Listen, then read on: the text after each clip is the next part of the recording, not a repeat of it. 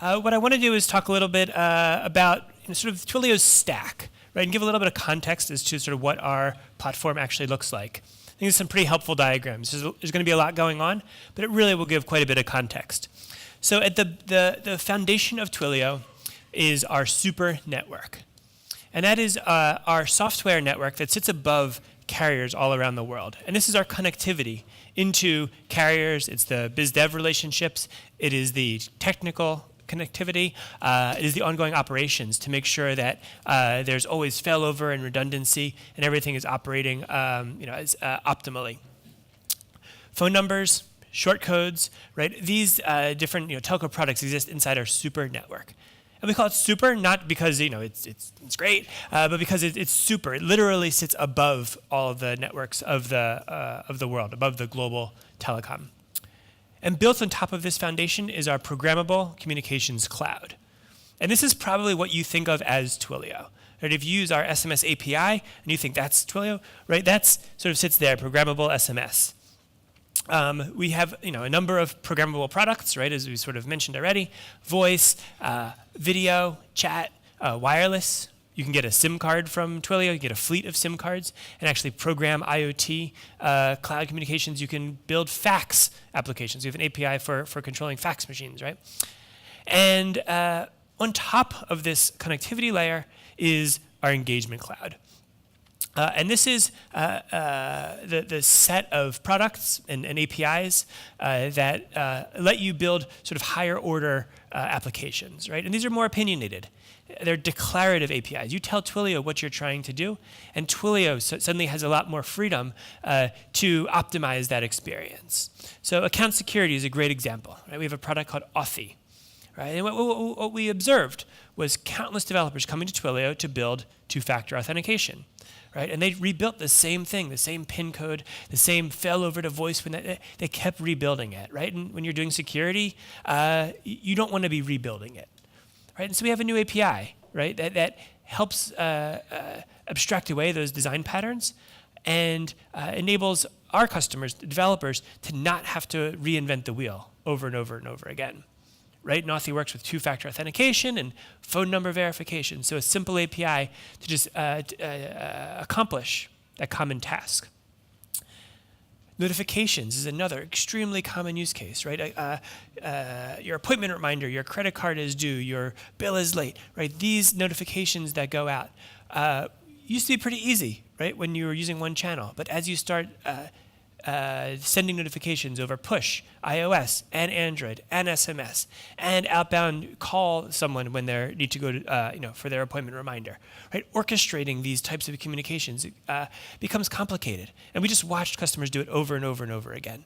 So that's where you're going to see Twilio. A lot of our roadmap is finding these common design patterns and baking them into new APIs. And then we have a bunch of platform components. Understand is natural language understanding. It's an API that developers can use to train natural language understanding models and then query them. For building out intelligent IVRs, for building chatbots. Right? So it's an API just for natural language understanding. Frames, UIs, so that you don't have to rebuild the same UI components on top of all of these communication channels. And Studio flows to orchestrate that logic. And lastly, we have our runtime. And the runtime is this suite of developer tools. It's our serverless environment to actually execute code, so you can use Twilio without standing up a server, hosting assets. It's our debugger. It's our helper libraries across all the major programming languages. So this suite of development tools. Let me pause for a second. Who here writes code? Show of hands. Good amount. And who here works with developers? It's pretty much everyone in this room. Right? And if you drive down the streets in San Francisco, there's a billboard. We've had this billboard up for years in San Francisco. It's 3 words: ask your developer. Right? And that's it. Super cryptic billboard. And if you go on Twitter, you'll see people have philosophical arguments about what this means. What does it mean to own a developer? Like, what is your developer? But really, what it says to us is developers are the key to unlocking a lot of this innovation. Right? It's that flexibility of software that enables you to experiment, to be agile, and to bring that communication to market. And we just think this is fantastic. Let's hear to the developer, because everybody's always asking you for stuff, right? Which is great when you build that first product, right? When you have that, you hack on the weekend, you build your really, really cool Twilio app and you become a hero. But what happens inevitably is that app moves into maintenance mode, right? That's just the nature of software, right? And now it's a production system and it has to be supported, and every single change has to come back to the developer. And what we see over and over again is the development teams end up becoming bottlenecks, right? And when you need to iterate, you need to go back, and now you're putting things on sprints, and you're planning 4 sprints out, I can probably get to make that one copy change that you wanted to make, right? And this is just something that we observed, and this is not unique to Twilio, to communications, to engagement. We saw this play out in websites, 10 to 15 years ago, right? When you used to make a website, every single change had to be coded, right? You were tweaking HTML, and then we built content management systems, right? So developers built tools.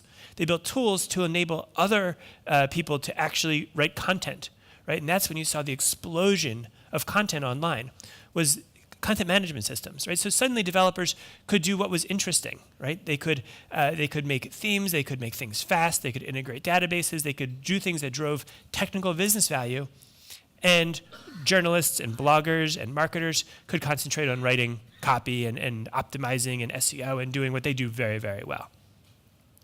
So we said at Twilio, what if we could make it so that creating customer engagement, like you've heard about for the last couple hours, was as easy as making websites and didn't necessarily involve writing code? And what if the whole team could contribute?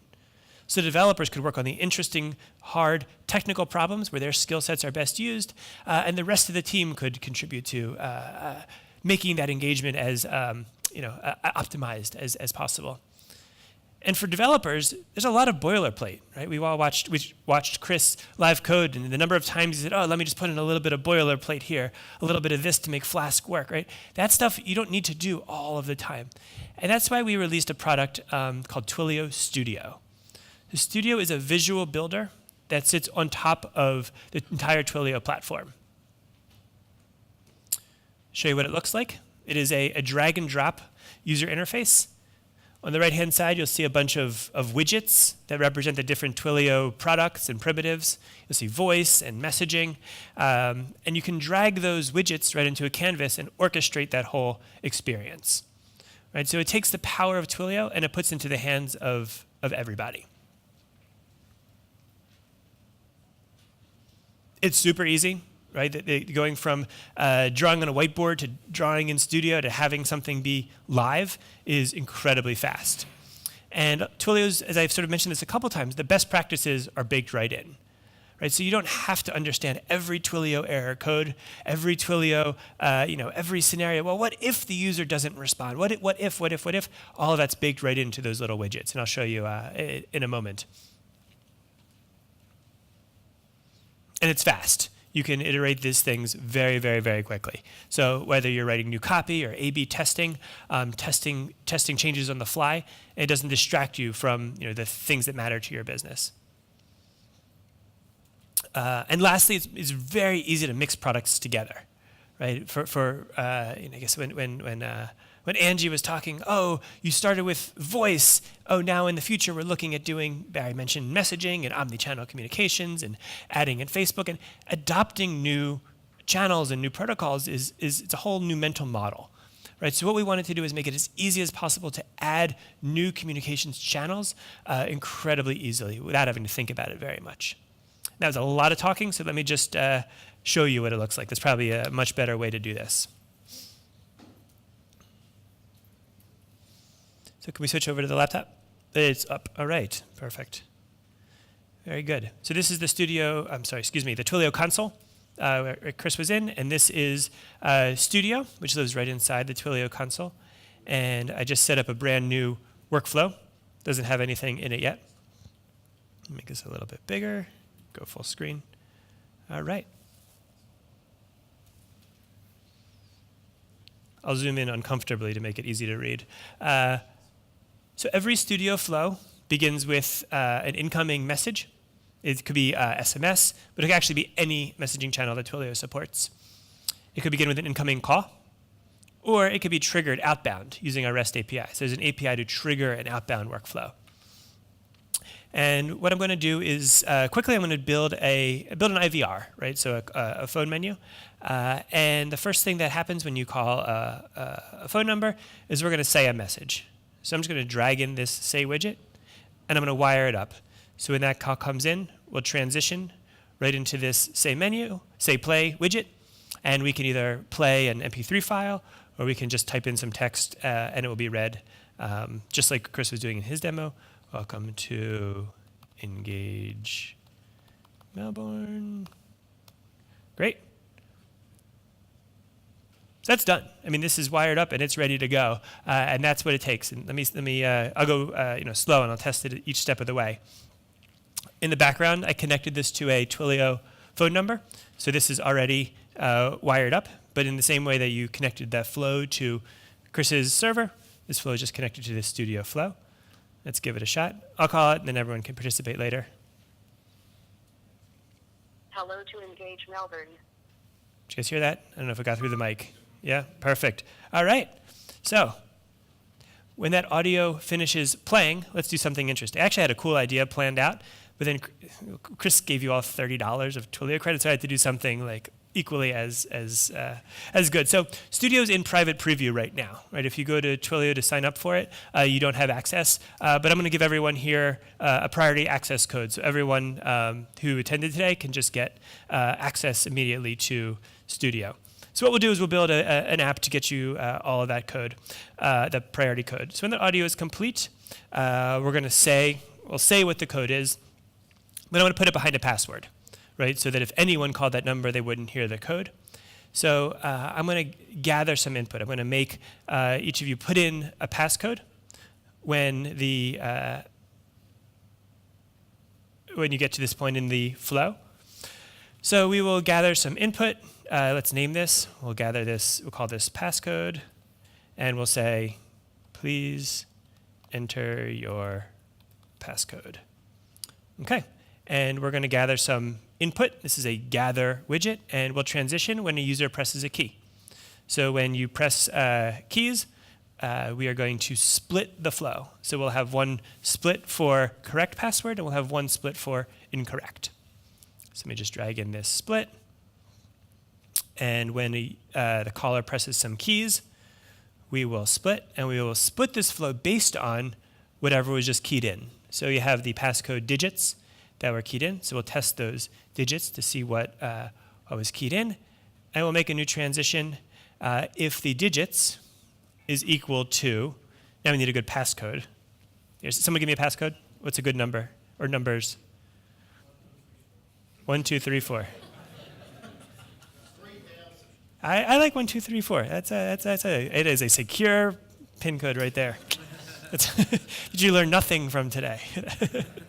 Okay, perfect. Okay, so we'll have two transitions here, right? One if there's no match, which is the common case, and then 1, 2, 3, 4 if you key that in. And then what we need to do is we will have a say here where we will say, oh, if there's no match, then why don't we just say incorrect? And we'll give you another chance to do it. So we'll just make a loop. We'll loop all the way back up here to please enter your passcode again. And if the user does enter it in correctly, then we are going to say the secret code. So let me connect this up. I will say the secret code is, and now we kind of got to an interesting point, right? Because there is no widget for generate secret Studio code, right? And so one of the design principles when we created Studio was to make sure that it was completely extensible and you could code to Studio as much as needed. So within Twilio, we have a serverless environment, right? So serverless computing enables you to write code and have it execute on Twilio servers, not on your own server. And our serverless product is called Functions. So what I'm going to do is before transitioning to say the code, I'm going to call a function. And this is a little function that I wrote just before this. And I wrote this function. It's inside the account, and it's called Studio Access Code. Okay, so this is a little bit of Node.js code that will go into a database. It will get out an access code, and it will return it as JSON back to us. So let's do this. When we get that correct code, we'll rewire this, and if it's successfully gets the code, then we will say your code is, and Studio supports templating. So all of the variables, all of the key presses, everything that's happened so far on this call is saved, and you can reference it using a template library. So let me, I'll type it out here. So this is the widgets dot, I just called it function1, didn't have a very good name as the default name. And what we did is we parsed that JSON response that we got back from the function, and we parse it, and then we just make those variables available. So we cannot wait to see what you build. Perfect. All right, so let's zoom out and see how this looks. It's a little hard to read. Let me zoom back in. Hello, welcome to Engage. Enter your passcode. We will then gather the key press. If the key press matches 1, 2, 3, 4, we'll call a function, which again is just some JavaScript, and we will say that audio back, and we'll just hang up because this goes nowhere. And on the incorrect code, we'll just make a loop back and do it again. So let's give that a shot.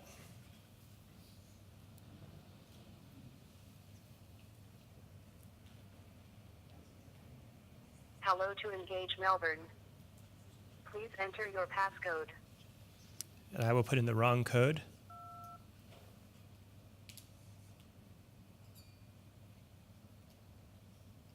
Incorrect. Good. Please enter your passcode.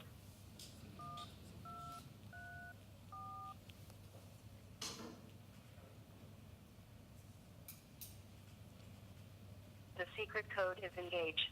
All right. And not wait to see what you build. Perfect.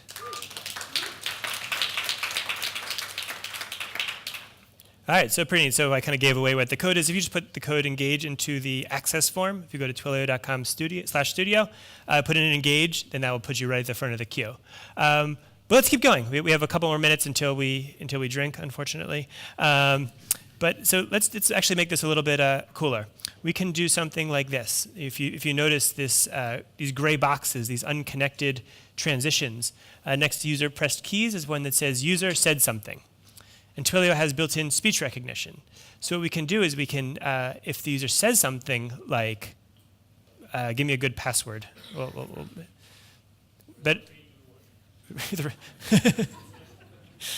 all right, let's see. We'll split this flow again, this time based on what somebody said. Let's see, so just drop that right here. And this time we're going to split this flow not on the digits, but on the speech result.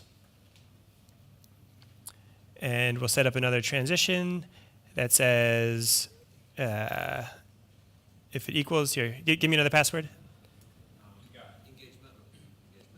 Engage Melbourne. Just do Engage. I mean, we said this 100. Oh, yeah, all right, so let's do it. That'd be really awkward. Twilio. Give me something cooler. Come on. Need some energy. Was that? Open Sesame. All right. Open Sesame. There you go. Perfect. Okay. So if it equals Open Sesame, well, then we will do another transition, and I'll set up that same sort of basic error handling that we did before. So actually, we could do, if we get Open Sesame, we'll actually just transition right back to this function. And if there's no match, then we will go over to, we'll make this a little bit sloppy, but we'll go right over to this incorrect. Boom, there you go. So you can look at this again. So now we have two splits from that green one up top. If they press the key or if they said something. When they say something, then we will listen, and if it sounds like Open Sesame, then we will go transition to get that passcode.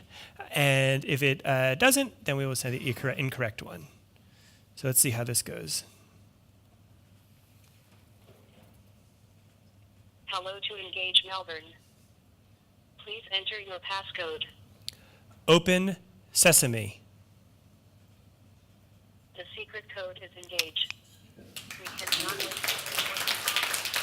So, super cool. All right, we have I'll take another 2 minutes, and let me also add an SMS version of this as well.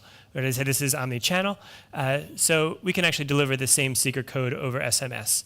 So when that message comes in, hits Twilio, we'll trigger this workflow. And we're going to send back a message, and we're going to wait for a reply. So we're going to do that same password thing. So in that incoming message, we'll wire it up to the send and wait for a reply and say, same message, welcome to Engage Melbourne.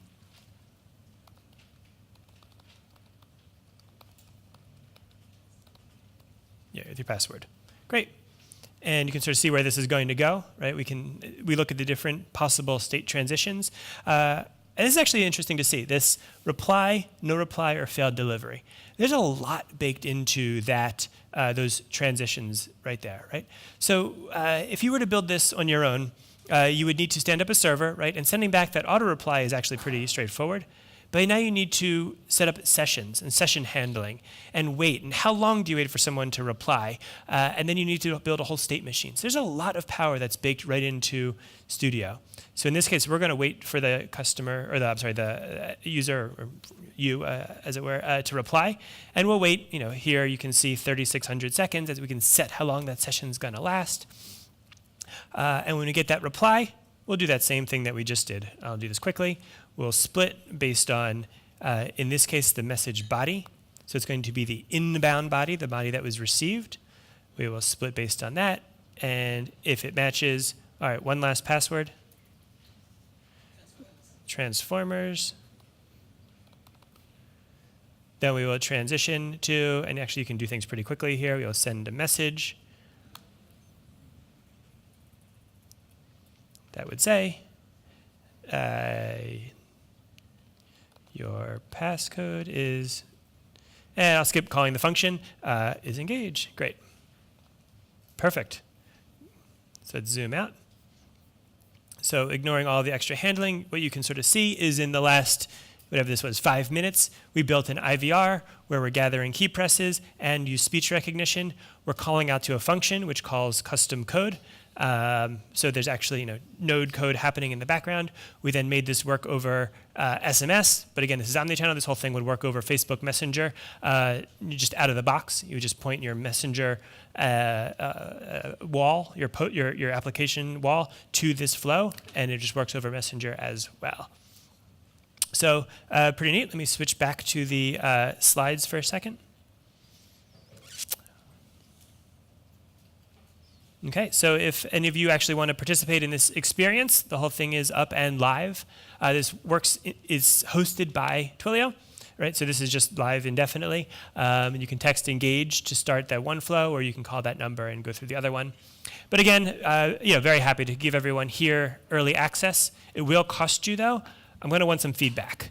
So I'd love it if you spend some time, kick the tires, think about what you have planned for 2018, and think about if this will help. If it will, would love to hear what you're building. If it won't, really want to hear why not, and what features you would need to really accomplish what you're trying to accomplish. Skip that. Quick save the date. Signal is our big developer communications conference in San Francisco every year.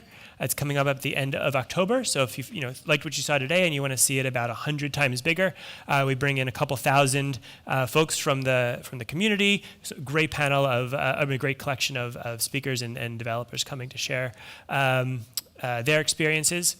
Reminder to fill out your survey cards. That's extremely helpful for us as we keep doing these types of events.